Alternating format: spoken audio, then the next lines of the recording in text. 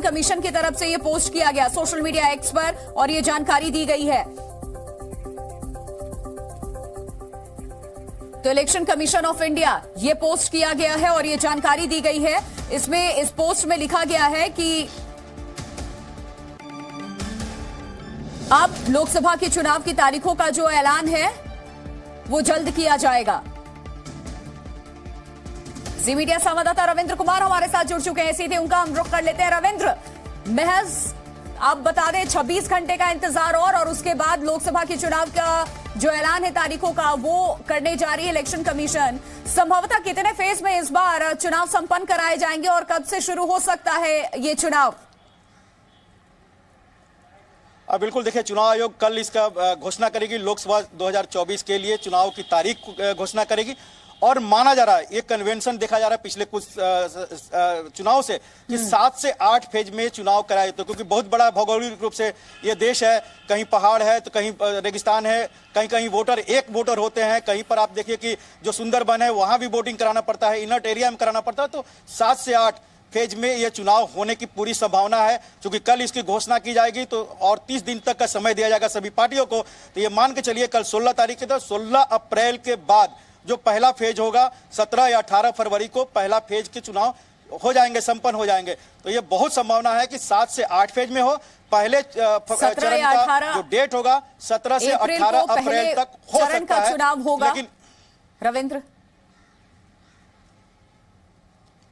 बिल्कुल वही मैं बता रहा हूं कि 7 से 8 फेज में होता है। जिस दिन चुनाव की घोषणा की जाती है 30 दिन तक का समय दिया जाता है पार्टियों को अपने उम्मीदवारों के लिए, नॉमिनेशन के लिए, विड्रॉल के लिए, स्क्रूटनी के लिए। उसके बाद चुनाव आयोग उसको अपनी तरफ से स्क्रूटनी करता है। ओके होने के बाद फिर प्रचार के लिए समय दिया जाता है। तो ये 30 दिन का समय नियत किया गया है।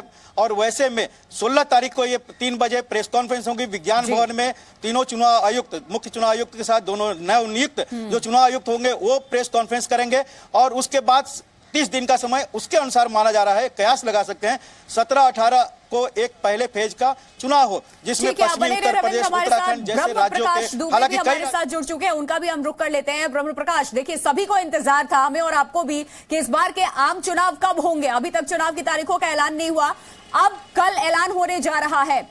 नॉमिनेशन की फाइल करने की जो डेट होगी, जो तारीख होगी, वो कब से हो सकता है? कल चुनाव की तारीखों का ऐलान हो जाएगा, कितने दिन के बाद नॉमिनेशन फाइल होने शुरू हो जाएंगे?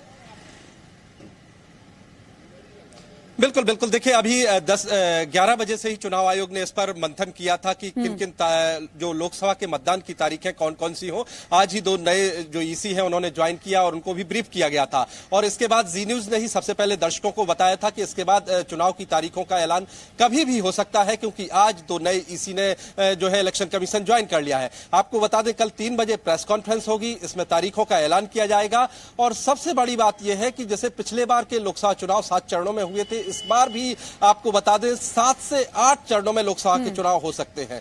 और सबसे महत्वपूर्ण बात यह है, जो चुनाव आयोग के सोर्सेस ने जानकारी दी है, कि जो बीच में अप्रैल और मई महीने में जो भी त्योहार हैं, बड़े त्योहार हैं, तो उनको ध्यान में रख के तारीखें तय की जाएंगी। जो यानी मतदान के जो फेज होंगे वो त्योहारों के जो दिन हैं उस दिन नहीं होंगे, उनको ध्यान में रख के तारीखें तय की गई हैं।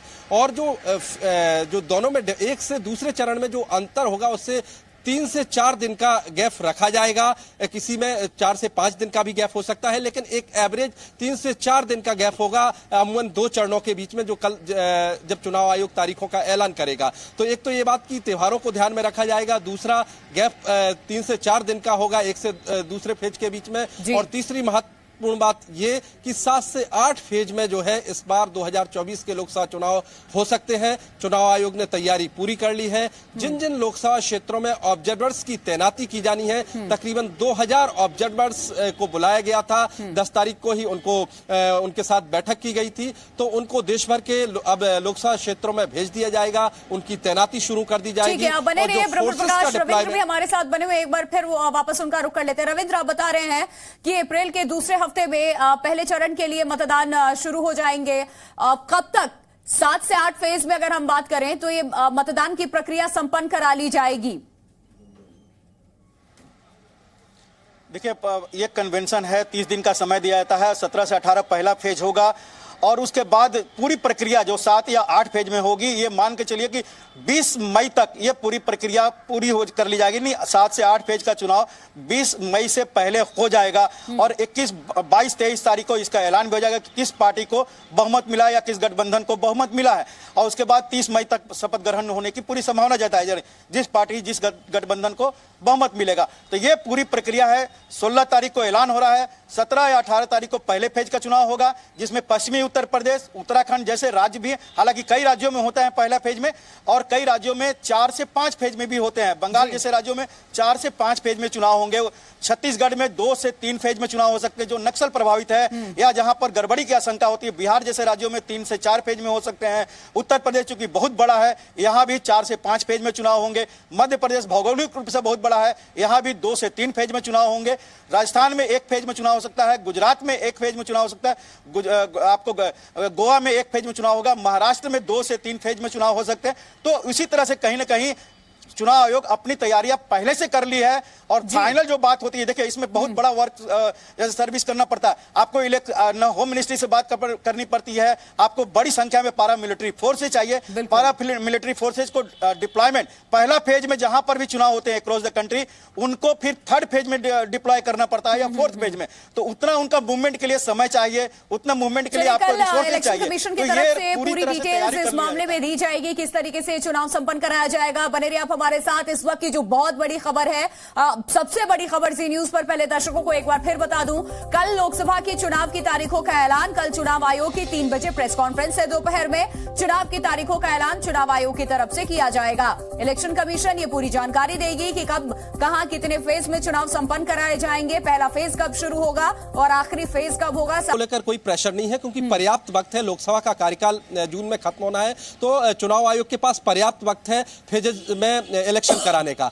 दूसरी महत्वपूर्ण बात यह है कि देखिए पिछले लोकसभा चुनाव 2019 में लोकसभा चुनाव जिस तरह से हुए थे 7 फेज में, उसी तरह से इस बार भी एक या 2 फेज ज्यादा हो सकते हैं, लेकिन अमूमन ये माना जा रहा है कि 7 से 8 फेज में इस बार के लोकसभा चुनाव होंगे। 1 सप्ताह देरी से, देखिए पिछले बार 10 मार्च को तारीखों का अनाउंसमेंट हुआ था, इस बार 16 को होगा, तो तकरीबन 1 सप्ताह की देरी हुई है। तो आप मानकर चलिए कि जो फेज, जो पोलिंग के फेज होंगे उसमें 1 सप्ताह बाद लास्ट फेज हो सकता है इस तरह से इस बार के चुनाव में। और सबसे महत्वपूर्ण बात यह है कि देखिए जो तैयारी, अब 16 तारीख को 3 बजे चुनाव आयोग तारीखों की घोषणा कर देगा और उसके बाद जिस तरह से रविंद्र भी बता रहे थे, देखिए पिछले बार 2019 के लोकसभा चुनाव में जिन राज्यों में जहां पर सिक्योरिटी कोई चुनौती नहीं होती है वहां पर अमूमन 1 फेज में मतदान हो जाता है। चाहे गुजरात की बात कर लीजिए, मध्य प्रदेश की बात कर लीजिए, और जो बड़े राज्य हैं जैसे उत्तर प्रदेश जैसे राज्य हैं वहां 3 से 4 फेज भी हो सकते हैं।